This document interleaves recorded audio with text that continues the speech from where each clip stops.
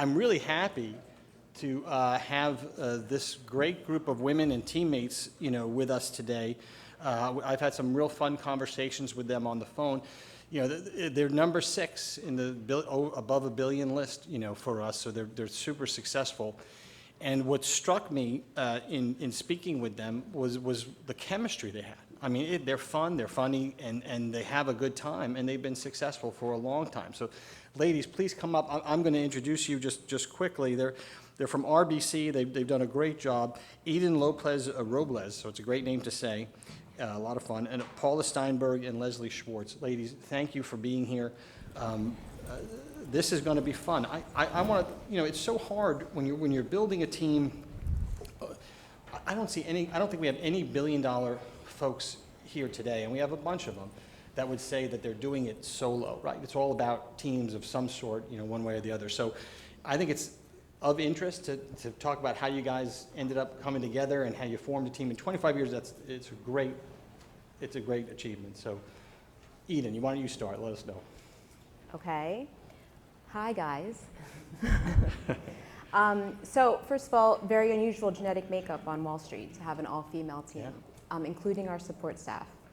Not really by design, but happened kind of organically throughout the years. And as Tony mentioned, we've been together for almost 26 years now. Wow. Congratulations. We started when we were 12. It's fine. But I think it's all about, we did talk about chemistry, and Tony heard us on the phone, and we laugh and we play off each other. But, there's no room for ego in this business. It's about, playing to each other's strengths, understanding each other's weaknesses, supporting the rest of the team, the support staff especially, investing in your team, investing in training, investing in, the future of the business. And I think elevating every team member to kind of achieve. But you guys all have to be on the same page with that. You got to be aligned, right? I mean, you can't have one person say, "Oh, let's invest," and the other one's like, "Yeah, I don't know." I think, it's a learning curve, right, Yeah. Tony? Like, it doesn't happen immediately. But over the years, we've definitely revamped our business. We've definitely learned to work much more efficiently. We've stopped doing business with people that don't produce revenue. I think everyone in this room probably is guilty of doing business with people that just don't produce enough revenue. And over the course of our careers, we've realized that, unfortunately, like, the reality is time is money. I think if we all thought about what we actually make in an hour, think about what you produce, right, in terms of your gross revenue, and you think about how many hours you work. None of us work a 40-hour work week, but if we pretended we worked a 40-hour work week and not 24/7 like most of us, and you realized what you make in an hour, think about how many hours you spend of the week doing non-revenue producing things. So, And if you take those hours and you realize you need to hire people to do those things for you, it makes it really easy to make the decision that the three of us have made to invest in the business. a question for Leslie. What do you think are like the fundamental keys to how you guys have grown? I mean, we heard about chemistry and having the team together, but what contributes to the longevity of the team for you? Well, first of all, we're the CEOs of our families. Yeah. We're the CEOs of our business. And I think there's a certain aspect where there's a complement in business, but the two cross over. So I think the fact that we are so, we relate to each other on a whole broader level than just the business. So I think the fact that we're supportive, we've been through, lots of life inflection points. So just like your business has cycles, so too does your personal life, and those are not necessarily separate. So I think the fact that we complement each other, and I think the fact that our premise with our business is that it's all about relationships at the end of the day. And I think each of us has a different style. We approach our clients differently. Sometimes it's generational, that one of us relates better to one over the other. But I think the fact that our conversations with them don't necessarily center around just the business, just the strategy, just the value of your portfolio, what the asset allocation should be. They really center around what they're doing in their lives. I think the pandemic really accelerated those conversations. We were very front and center. People wanted somebody to talk to about their life. So the fact that we kind of wear these multiple hats allowed us to relate to our clients on a whole different level other than just the business. It's really a lot I about think that's very interesting. So the personal. the team building and having personal relationships among yourselves and being friends, you apply that to the clients. Absolutely. You know, as well. So Paula, what would you think about when you think about your business model? How do you separate yourself? Because a lot of people doing the same business, right? So how do you separate what your team does versus what other people do? You know, I think our service model is one where, you know, we take it to the next level, service model on steroids. Yeah. And again, you know, piggybacking off of, you know, what Leslie said, you know, it's the different personalities and really knowing strategically who to put in front of a client or a prospect. So you guys would meet, if you have a prospect coming in, you figure out, hey, this is really for Eden. She's gonna get along better. Recognizing each other's strengths and Yeah. weaknesses and, you know, leaving egos at the door and who's got the best shot.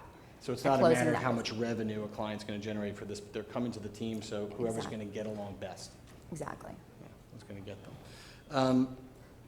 One of the things we talked about was keeping current and integrated, and while at the same time keeping a strong sense of the team, you know?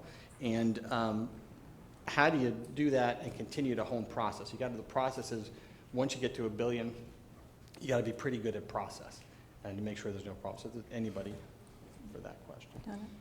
I think a lot of it has to do with having your staff, making them feel that they're so integral to the success of the team. It's not about any one person, obviously.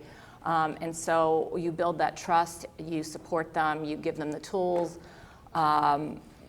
But I think it's being able to delegate, and that is, you know, that trust is built over many, many years. But it comes with a lot of input and feedback and all the things that you do in the normal course of a day. But I think it's just being able to delegate. You've got to leverage your time, as Eden was saying. It's, you know, your time is money, and it needs to be spent efficiently. Delegating is hard to do when you start, but if you're going to run a big team, you're going to get to $1 billion or more, you got to delegate because you just can't do everything. So Eden, you touched a little bit on the fact, it was pretty obvious, there's 3 women on a team, and that is unusual. Help hurt. It's a positive. I know you guys do a lot of mentoring. We have a women's meeting that we're doing, you know, today too. But how does I think it helps us. I think that just, listen, as it's a fact that women are nurturers. We tend to be motherly. We tend to be able to multitask. I mean, I can't tell my husband where the milk is more than 2 or 3 times a day. Like, he literally will look right in the refrigerator. And if it's not right, you can't move anything. It has to be right there. So, you know, we as women have the ability to multitask. Like Leslie mentioned, we're the CEOs of our households. We're always running. I have 3 kids, you know, at home. You know, I got 1 to swim practice, 1 to school, 1 to basketball before school started this morning before I got to the conference. So the easiest thing I do all day is go to work. So I think that women also, I'll say this. I had a meeting with a gentleman who said, well, I think that we do a lot of work in the entertainment space. And we had this great meeting, and he said, I think the next meeting you definitely should meet my business manager. And I said, I think the next meeting I should definitely meet your wife. And he was like, oh, yeah, probably should do that. I said, is your wife involved? Are you partners? Is there, you know, do you keep your finance? He said, no. No, she should be involved. I was like, that's a great idea. Let's meet with your wife. So, you know, sometimes it's just sort of a fact of life that, like, you know, sometimes a man will take control of the finances, and we're big believers in financial literacy, and the 3 of us have unfortunately all been through divorces, and we know what it's like to be on the other side of that. And so we really, really believe in making sure that, you know, women are highly educated as it pertains to their finances. So last thing, my daughter's here. We've met her. She was helping check in. She wants to get into this business. What bit of advice would you give her? I'd say, first of all, be serious, but don't take yourself too seriously, right? Truth. How about you? Well, backbone and perseverance, definitely. And I think it's really important to be a good listener. We tend to want to say things because we want to share what we know. I think one of the things that separates us is that, like, when we go into a meeting, we don't have a deck, there's no dog and pony show. We come to listen because we don't know what the client's agenda is. So I think in both aspects, I think it's really being a good listener and knowing who your audience is and then thinking about it and reflecting as opposed to reacting.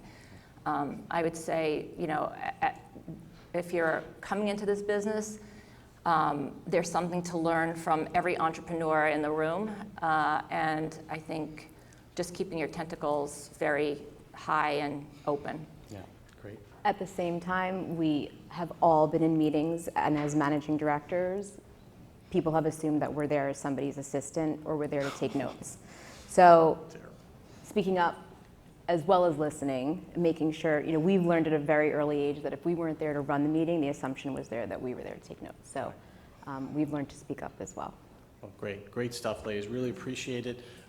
We are going to take a break that's short. We are running over, but please get together with each other. There's some coffee, you know, back in the room. You can make your calls. Like I said, please do the calls where, you know, the designated spots. But thank you for everything you're doing, guys. Thank you. Thank you so